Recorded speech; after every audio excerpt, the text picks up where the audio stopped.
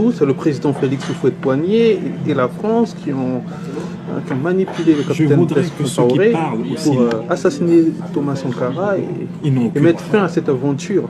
Ceux qui le disent n'ont jamais donné de preuves de ce qu'ils affirment. Moi, j'ai lu tous les livres sur l'histoire de la révolution burkinabé.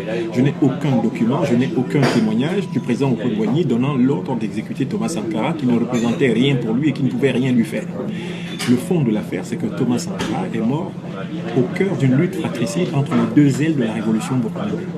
Lui-même avait dégainé le premier, puisque le 11 juin 1984, avec son accord explicite, un tribunal de Ouagadougou exécutait des hauts gradés de l'armée burkinabé en public à Ouagadougou. J'invite les jeunes Africains à ne pas importer les problématiques politiques d'un pays vers un autre sans connaître l'histoire intérieure de ce pays.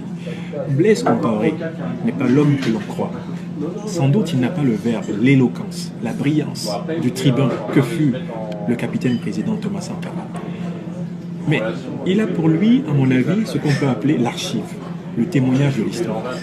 Je vous invite à lire le livre de Valère Sommet. Valère Sommet, c'est un partisan de Thomas Sankara, qui d'ailleurs a vécu comme réfugié politique au Congo-Brazzaville. Il a écrit un livre sur la révolution burkinabé. Tapez Valère Sommet, la révolution burkinabé, et vous verrez que Valère Sommet écrit la chose suivante, je cite presque de mémoire.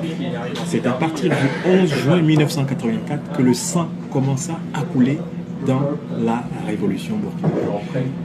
Blaise Compaoré a été confronté en 1987 à une seule question. Fallait-il que lui meure et que Sankara survive, ou fallait-il en réalité que Sankara meure et que lui survive?